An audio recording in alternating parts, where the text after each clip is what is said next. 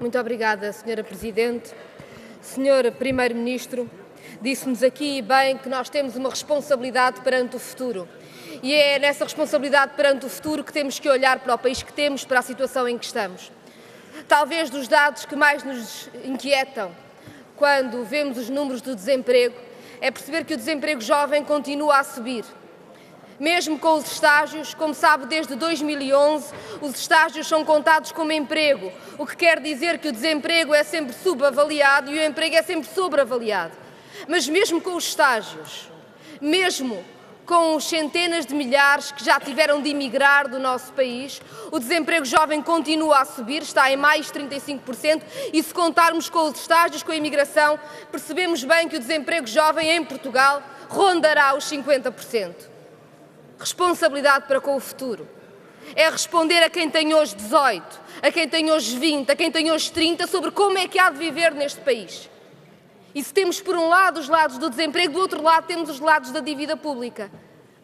Quando o seu governo sair de funções, vai deixar a maior dívida pública de sempre da democracia. Nunca em 40 anos o país teve uma dívida tão alta como a produzida durante o mandato deste governo. E vem aqui o Sr. Primeiro-Ministro e diz-nos que acha uma má ideia reestruturar a dívida pública. Sr. Primeiro-Ministro, os seus compromissos são com quem? É certo, todos os países devem honrar os compromissos que fazem, compromissos externos e compromissos internos.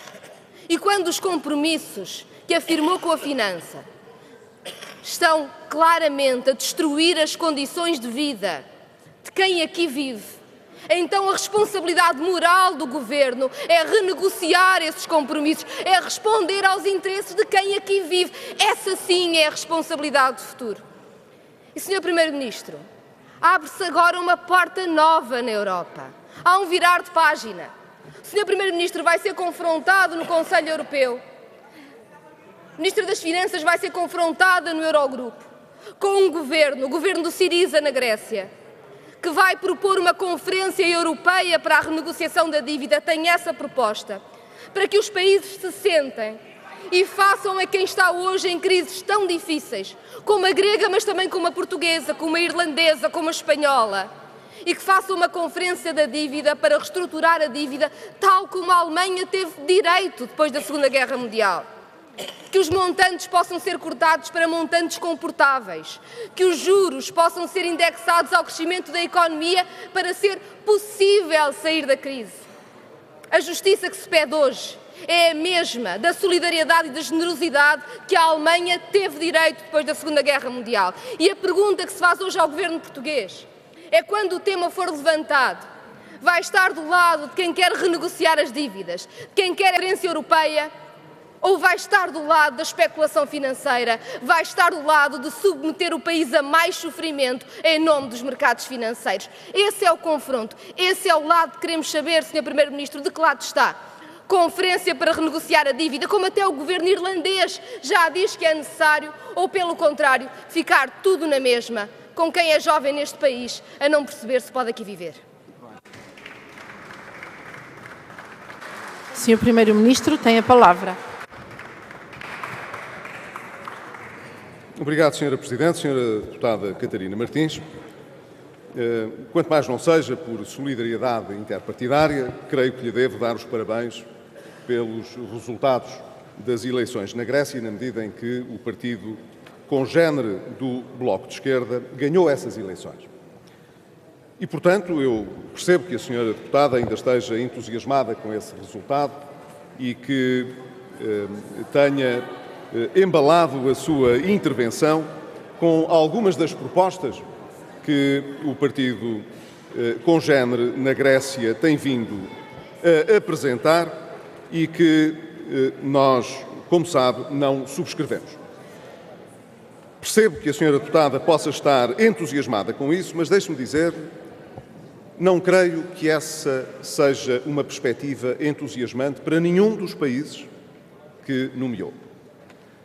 Pela simples razão de que todos os países que a Sra. Deputada nomeou fizeram um esforço bem-sucedido para resolver os seus problemas de profundo desequilíbrio externo, de recessão económica que se sucede à falta de financiamento externo, tiveram de garantir formas extraordinárias de financiamento em condições difíceis e conseguiram resolver esses problemas. E tendo conseguido resolver esses problemas, esses países sabem que têm um estoque de dívida grande, mas sustentável, que é muito importante.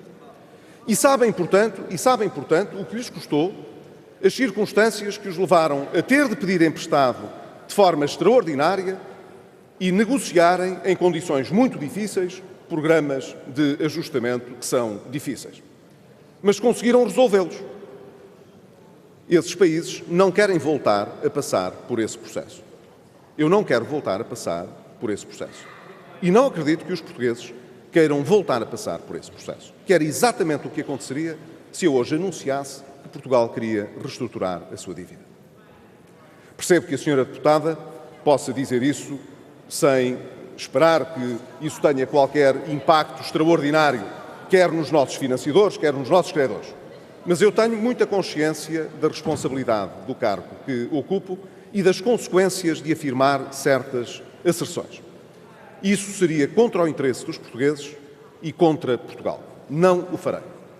Não estarei, portanto, do lado de nenhuma conferência que venha a ser proposta para perdoar dívida ou reestruturar dívida à custa daquilo que foi a solidariedade dos povos europeus.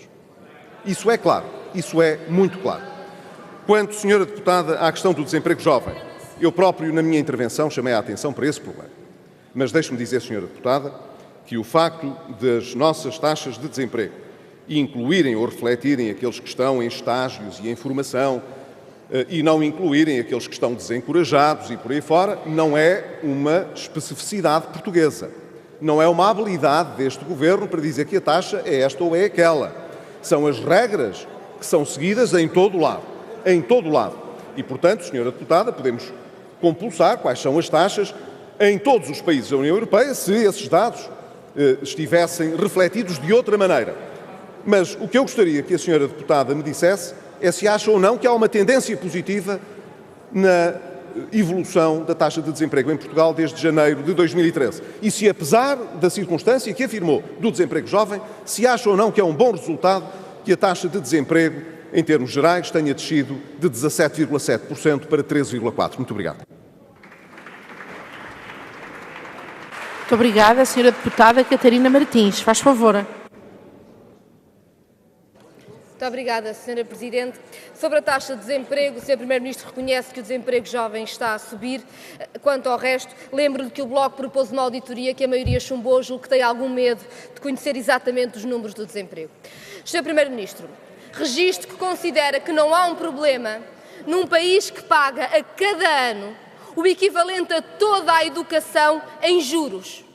Num país que a dívida é insustentável. E o Sr. Primeiro-Ministro vai sair do Governo, vai-se embora, vai deixar um problema monstro e vai fazer tudo para que o problema se agrave. Não é capaz de assumir responsabilidades. E por isso mesmo queria-lhe falar de algo que disse hoje que eu julgo que é profundamente chocante.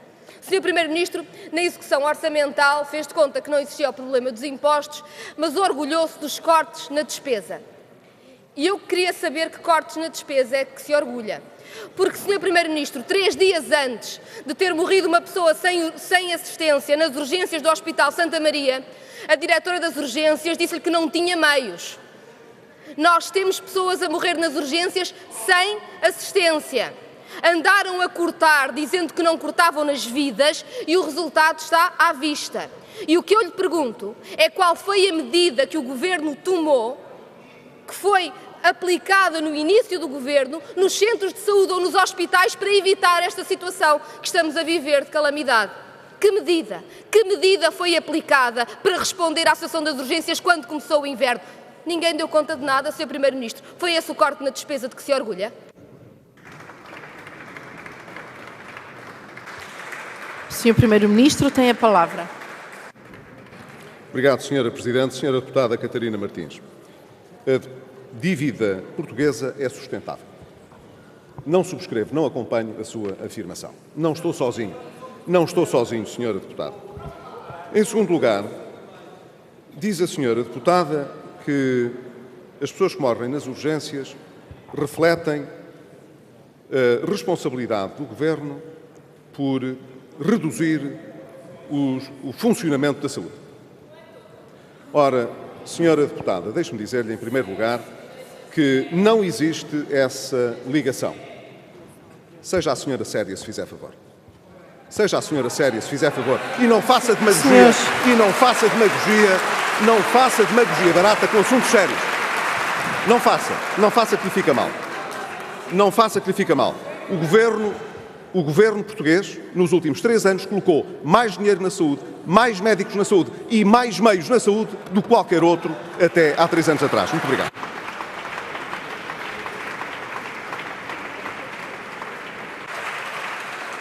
Antes de dar a palavra à senhora deputada Catarina Martins, eu reitero daqui que há expressões dispensáveis no âmbito da liberdade de expressão do Parlamento. Dispensáveis. Dou a palavra à senhora deputada Catarina Martins. Senhora Presidente, eu julgo que pedir ao Sr. Primeiro-Ministro, como fez a deputada Mariana Mortágua, que seja sério nas suas afirmações, é algo que só prestigia a Assembleia da República, não tem nenhum problema. Sr. Primeiro-Ministro, reparo que não disse uma única medida que o Governo tenha tomado para contrariar o descalabro na saúde. E, portanto, que o que o Bloco tem dito é verdade. Quando pouparam... Senhores deputados, Presidente, eu não tenho condições. eu compreendo a reação, mas peço-lhes o favor agora de escutarmos.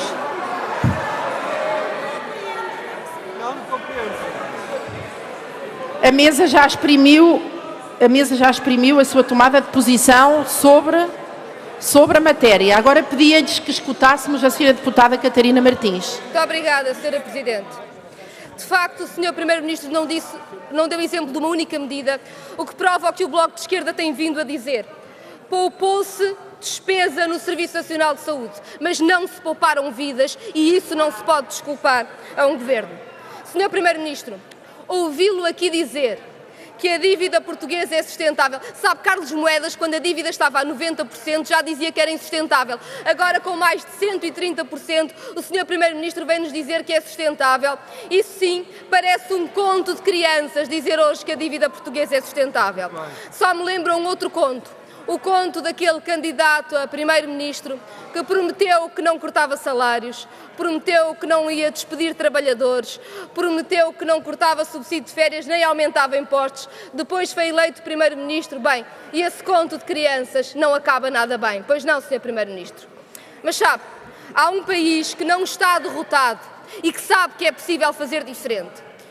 E digo-lhe que hoje, trabalhadores da Segurança Social de Aveiro e de Viana conseguiram nos tribunais parar o processo de requalificação e mostrar que o seu Governo está a fazer não tem legitimidade. Os trabalhadores da Segurança Social têm de ser requalificados.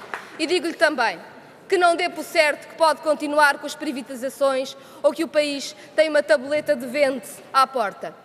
A privatização da TAP tem de ser parada, vai ser parada, porque é contra o mais básico dos interesses nacionais. Assim como a privatização dos transportes públicos, da CP Carga, da EMF. Não deixaremos passar. Sabe, Sr. Primeiro-Ministro, na Irlanda a eletricidade é pública. Na Grécia parou-se a privatização dos portos e da eletricidade. Aqui em Portugal, quer o seu Governo queira, quer não queira, a TAP continuará a ser pública. Eu dou a palavra ao Sr. Primeiro-Ministro. Tem a palavra, Sr. Primeiro-Ministro. Obrigado, Sra. Presidente. Senhora deputada, quanto à questão da dívida, direi apenas a dívida portuguesa é sustentável e essa conclusão tem sido reiteradamente afirmada pelas instâncias internacionais e, desde logo, pelos nossos credores. Portanto, Sra. Deputada, se aqueles a quem devemos acreditam que vamos pagar, fará pouco sentido que o país que deve diga que não tem condições para pagar quando tem. Agora, Sra. Deputada, sobre a questão da saúde. Volto a dizer, a Sra. Deputada está a fazer um comício e muita demagogia à volta de uma matéria que é demasiado sensível e que não se devia prestar a esse serviço. direi, senhora deputada, aquilo que lhe disse há pouco. Este Governo investiu em ter, em saldo líquido, mais médicos no Serviço Nacional de Saúde do que tinha quando eu tomei posse. Temos mais camas ao serviço dos doentes do que existia quando cá cheguei. E transferimos do Orçamento de Estado mais dinheiro para a saúde do que antes. É verdade, senhora deputada. É assim. Não só, também para investimento, senhora deputada. Remodelámos vários serviços de urgência, inauguramos novos equipamentos na área da saúde, portanto, não é verdade, senhora deputada. Eu sei que a senhora deputada faz as perguntas não esperando que eu responda, mas quando a minha resposta não lhe interessa ou não lhe agrada, porque não vai ao sentido ou não vai ao encontro do preconceito que a senhora deputada tem, a senhora deputada procura interromper-me e desvalorizar o que lhe estou a dizer. Mas não leva a mal, não é assim que se trava, para usar a sua expressão, um debate sério. Nós investimos mais na saúde, criámos mais médicos, lugares de médicos a trabalhar no Serviço Nacional de Saúde, temos mais camas, requalificámos urgências, inaugurámos novos hospitais, investimos no Serviço Nacional de Saúde. E quando a senhora deputada refere as transferências que foram feitas para efeitos de cobrir os passivos que existiam, quer dizer, as responsabilidades, também o fizemos para sanear financeiramente os hospitais portugueses, que são instrumentos importantes para a prestação de cuidados de saúde. Portanto, senhora deputada, não confunda o que se está a passar na saúde, que se passa em Portugal, tem passado noutros países europeus também, de uma forma anormal, desafiando a capacidade instalada, desafiando a qualidade dos nossos profissionais que têm sido chamados a intervir em condições pouco normais, pouco usuais e que ainda assim têm conseguido prestar um excelente serviço. De resto, em 2014, ainda esta semana, foi conhecido um estudo sueco sobre a saúde em consumidores europeus que mostra que Portugal ascendeu 3 posições relativamente ao ano anterior e está hoje, portanto, entre os países melhor classificados, se a memória não me atraiçou, em 7º ou 8º lugar, dos melhor classificados em termos europeus. Portanto, senhora deputada, não vamos confundir as duas coisas. Muito obrigado.